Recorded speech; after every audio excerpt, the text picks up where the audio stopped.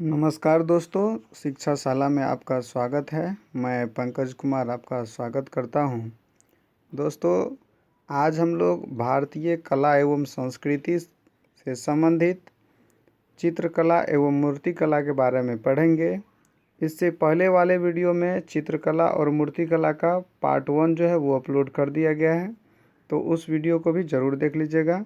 आज के वीडियो में हम लोग चित्रकला एवं मूर्तिकला के पार्ट 2 को पढ़ेंगे। तो पार्ट 1 वाला वीडियो जो है उसका लिंक इस वीडियो के डिस्क्रिप्शन में आपको मिल जाएगा, तो आप वहां से उस वीडियो को ज़रूर देख लीजिएगा। यह चैप्टर जानकारी ही नहीं वरन परीक्षाओं के दृष्टिकोण से भी काफ़ी महत्वपूर्ण है। कई एग्जाम में चित्रकला एवं मूर्तिकला से संबंधित प्रश्न आपको देखने को निश्चित रूप से मिलेंगे। तो इस वीडियो के लास्ट में भी पहले वीडियो की तरह ही एक प्रश्न दिया गया जो इसी वीडियो से रिलेटेड है, और उसका उत्तर जो है आपको दोस्तों कमेंट बॉक्स में देना है। तो उसका उत्तर ज़रूर लिखिएगा कमेंट बॉक्स में, और साथ ही दोस्तों ये भी लिखिएगा कि ये वीडियो आपको कैसा लगा। तो चलिए स्टार्ट करते हैं हम लोग। आज का पहला प्रश्न है,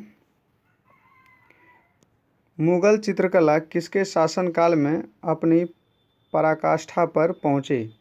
मुगल चित्रकला और उस समय शासक कौन था जिस समय की पराकाष्ठा पर पहुंची? तो वो ऑप्शन नंबर ए है अकबर, बी जहांगीर, सी शाहजहां और डी हुमायूं। तो मुगल चित्रकला जो है वो शाहजहां के शासनकाल में अपनी पराकाष्ठा पर पहुंचा। तो इस प्रकार से इस प्रश्न का सही उत्तर हो जाएगा ऑप्शन नंबर सी। नेक्स्ट प्रश्न में बढ़ते हैं। दूसरा प्रश्न है कि प्रसिद्ध मीनाकारी थेवा कला, याद रखिएगा, थेवा कला का संबंध है, थेवा कला का संबंध किससे है? ऑप्शन नंबर ए बीकानेर से, बी जयपुर से, सी बांसवाड़ा से, डी प्रतापगढ़ से। तो इस प्रश्न का सही उत्तर हो जाएगा ऑप्शन नंबर डी, यानी कि थेवा कला का संबंध प्रतापगढ़ से है। नेक्स्ट प्रश्न में बढ़ते हम लोग। अगला प्रश्न है कि शरण रानी को किस क्षेत्र में ख्याति प्राप्त है? एक नाम है, देखिए, शरण रानी। ये जो है आरआरबी के एग्जाम में पूछा गया है। तो शरण रानी को किस क्षेत्र में ख्याति प्राप्त है? ऑप्शन नंबर ए साहित्य, बी चित्रकला, सी संगीत और डी नृत्य। तो यहाँ पर नृत्य होगा, तो याद रखिएगा।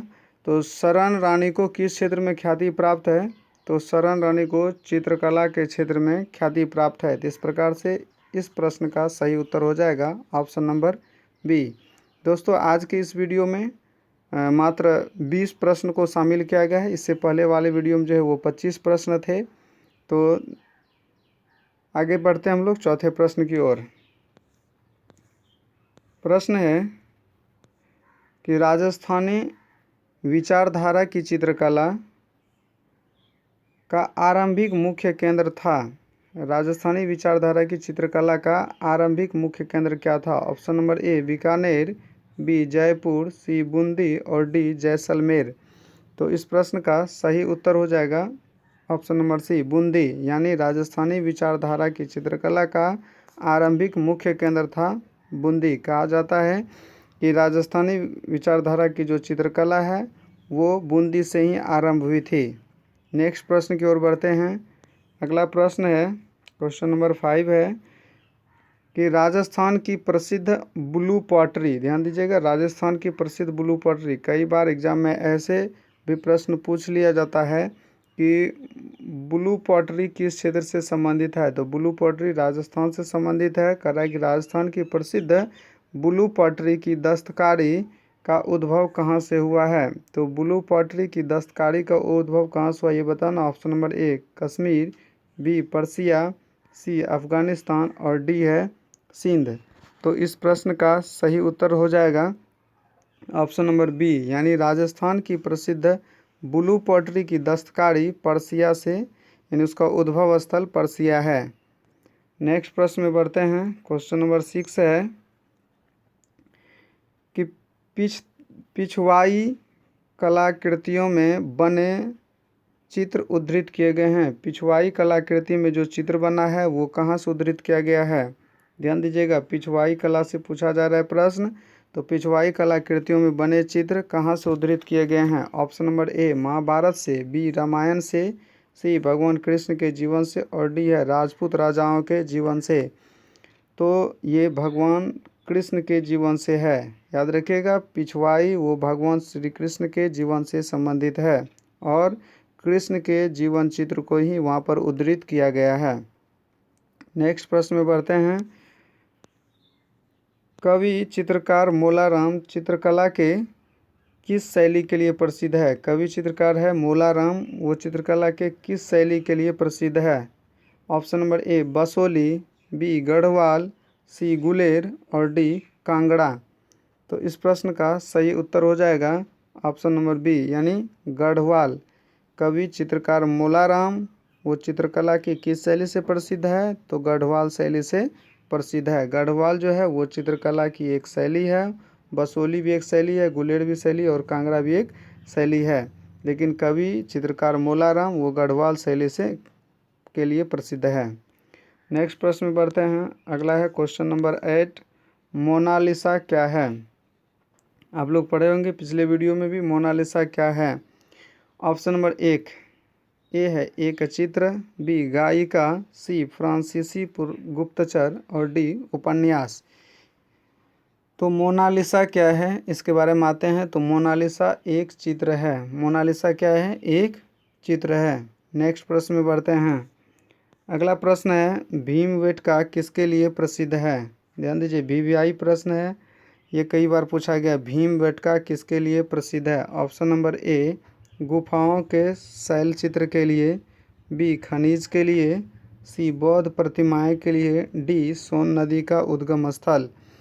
तो भीमबेटका किसके लिए प्रसिद्ध है? तो भीमबेटका जो है वो गुफाओं के शैल चित्र के लिए प्रसिद्ध है। तो इस प्रकार से इस प्रश्न का सही उत्तर हो जाएगा ऑप्शन नंबर ए। नेक्स्ट प्रश्न में बढ़ते हैं। प्रश्न है कि गांधार शैली की मूर्तिकला में बुद्ध का सारनाथ में हुए प्रथम धर्मोपदेश से संबंध प्रवचन मुद्रा का नाम क्या है? जैसा कि आप लोग जानते होंगे दोस्तों कि महात्मा बुद्ध ने सबसे पहला उपदेश अपना सारनाथ में दिया था। तो कहता है कि उसका प्रवचन का मुद्रा का नाम क्या है, इसको बताना है। ऑप्शन नंबर ए अभय, बी ध्यान, सी धर्म चक्र, डी भूमि स्पर्श। तो इस प्रश्न का सही उत्तर हो जाएगा ऑप्शन नंबर सी धर्म चक्र। यानी गांधार शैली की मूर्तिकला में बुद्ध का सारनाथ में हुए प्रथम धर्मोपदेश से संबद्ध प्रवचन मुद्रा का नाम है धर्म चक्र। नेक्स्ट प्रश्न में बढ़ते हैं। 11 है सही सुमेलित है। इसमें कहा जा रहा है कि सही सुमेलित को खोजना है। ऑप्शन नंबर ए हड़प्पा सभ्यता, चित्रित धूसर मृतभांड, बी है कुषाण गंधार कला शैली, सी मुगल अजंता चित्रकारी और डी है मराठा यानी पहाड़ी चित्र शैली। तो इसमें बताना है कि सही कौन सा है। तो इसका जो सही आंसर हो जाएगा वो हो जाएगा ऑप्शन नंबर बी यानी कुषाण गंधार कला शैली से संबंधित है। नेक्स्ट प्रश्न में बढ़ते हैं। यहाँ से क्वेश्चन पूछा जाता है, ये जो है आपको यूपी पीसीएस के एग्ज़ाम में पूछा गया है, तो इसको ध्यान में रखिएगा। नेक्स्ट प्रश्न में बढ़ते हैं। अगला प्रश्न है भारत में किस चित्राशय से सर्वाधिक चित्र प्राप्त हुए हैं? अब बताना है कि भारत में किस चित्राशय से सर्वाधिक चित्र प्राप्त हुए हैं। ऑप्शन नंबर ए घघरिया, बी भीमबेटका, सी लेखाहिया और डी है आदमगढ़। तो फटाफट बताइए दोस्तों क्या है। यदि आप कोई जानते हैं तो ज़रूर कमेंट में लिखिए। तो भारत में किस चित्राशय से सर्वाधिक चित्र प्राप्त हुआ है? तो इस प्रश्न का सही उत्तर हो जाएगा ऑप्शन नंबर बी भीमबेटका। बहुत व्यक्ति इस प्रश्न का उत्तर जान भी रहे होंगे, अच्छी बात है। ये सब क्वेश्चन का आंसर जानना बहुत ज़रूरी है। नेक्स्ट प्रश्न में बढ़ते हैं। क्वेश्चन नंबर 13 है अजंता किस लिए प्रसिद्ध है? ध्यान दीजिएगा, प्रश्न है अजंता किस लिए प्रसिद्ध है? ऑप्शन नंबर ए कलात्मक चित्रकारी के लिए, बी गुफा के लिए, सी नक्काशी मेहराब के लिए और डी इनमें से कोई नहीं। तो अजंता चित्रकारी जो है वो प्रसिद्ध है आपको कलात्मक चित्रकारी के लिए। याद रखिएगा कि अजंता की गुफा वो कलात्मक चित्रकारी के लिए प्रसिद्ध है। नेक्स्ट प्रश्न में बढ़ते हैं। क्वेश्चन नंबर 14 है, निम्नलिखित गुफाओं में सबसे प्राचीन चित्र कौन है? आपको बताना है कि सर्वप्राचीन चित्र कौन है। Option number A Bhimbetka, B Ellora, C Ajanta, D Chittanavasal. तो सबसे प्राचीन इसमें कौन है ये बताना है। तो सबसे प्राचीन जो है वो एलोरा का चित्र है। इस प्रकार से इस प्रश्न का सही उत्तर हो जाएगा ऑप्शन नंबर बी। नेक्स्ट प्रश्न में बढ़ते हैं। 15 है, क्वेश्चन नंबर 15 प्रश्न है कि मूर्तिकला की गांधार स्कूल शैली निम्न शैलियों में से किसका सम्मिश्रण था? यानी मूर्तिकला की गांधार स्कूल शैली जो है वो निम्न शैलियों में से किसका सम्मिश्रण था? यानी गांधार स्कूल शैली किसका मिश्रण था, ये प्रश्न कहा जा रहा है। ऑप्शन नंबर ए भारतीय एवं ग्रीक शैलियों का, बी भारतीय एवं पर्शियन शैलियों का, सी मूल रूप से शुद्ध भारतीय, और डी भारतीय एवं दक्षिण पूर्व एशियाई शैली का। तो गांधार स्कूल शैली का ये जो है सम्मिश्रण था, किसका था? तो वो था भारतीय एवं ग्रीक शैली का। इस प्रकार से इस प्रश्न का सही उत्तर हो जाएगा ऑप्शन नंबर ए। चलिए नेक्स्ट प्रश्न में बढ़ते हैं। अगला प्रश्न है कि अजंता की गुफाओं में मूर्तियां दर्शाती है। ध्यान दीजिए, अजंता की गुफा उसमें किसकी मूर्ति है? प्रश्न ये है। ऑप्शन नंबर ए है विभिन्न मुद्राओं में भगवान शिव, बी है भगवान बुद्ध व उनका जीवन वृत्त, और सी है भगवान महावीर, डी उपरोक्त में से सभी। तो अजंता की गुफा में किसका मूर्तियां मिलता है ये देखने को ये प्रश्न कहा जा रहा है। तो ध्यान दीजिए, अजंता की गुफा में शिव की भी मूर्तियां मिलती है, भगवान बुद्ध की भी मूर्तियां मिलती है, और महावीर की भी मूर्तियां मिलती है। इस प्रकार से इस प्रश्न का सही उत्तर हो जाएगा ऑप्शन नंबर डी उपरोक्त में से सभी। अगला प्रश्न है कि अजंता चित्रकारी किस काल से संबंधित है? अच्छी प्रश्न है, ये ध्यान दीजिएगा। अजंता चित्रकारी किस काल से संबंधित है? ऑप्शन नंबर ए हड़प्पा काल, बी मौर्य काल, सी बुद्ध काल, और डी गुप्त काल। तो अजंता का चित्रकारी प्रसिद्ध है वो यानी बुद्ध काल से संबंधित है। अजंता की चित्रकारी बुद्ध काल से संबंधित है। अगला प्रश्न है कि अजंता चित्रकारी का विषय वस्तु निम्नलिखित में से किससे संबंधित है? ये बताना है कि अजंता चित्रकारी का जो विषय वस्तु है वो किससे संबंधित है। प्रश्न है किससे संबंधित है। ऑप्शन नंबर ए जैन धर्म, बी बौद्ध धर्म, सी वैष्णव धर्म, डी शैव धर्म। तो अजंता चित्रकारी जो है वो संबंधित है बौद्ध धर्म से। इस प्रकार से सही उत्तर हो जाएगा ऑप्शन नंबर बी। नेक्स्ट प्रश्न में बढ़ते हैं।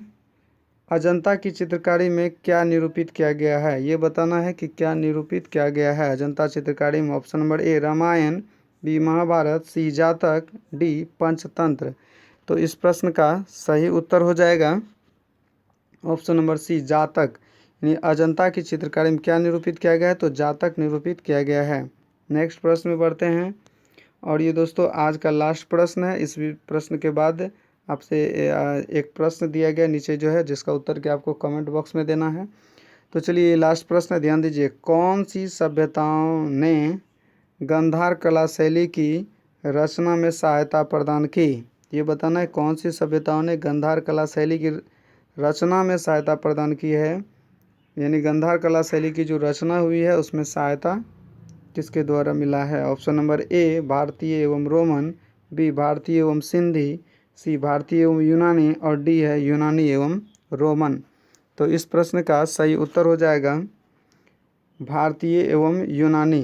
ध्यान दीजिए कि कौन सी सभ्यताओं ने गांधार कला शैली की रचना में सहायता प्रदान की? तो भारतीय एवं यूनानी। दोस्तों ये था आज का 20 प्रश्न, और अब बारी है कि एक प्रश्न जिसका कि उत्तर आपको कमेंट बॉक्स में देना है। तो चलिए प्रश्न है कि अजंता की चित्रकारी किस काल से संबंधित है? बहुत हल्का प्रश्न है, फटाफट से लिख दीजिए कमेंट बॉक्स में इसका आंसर, और ये भी बता दीजिए कि वीडियो आपको कैसा लगा।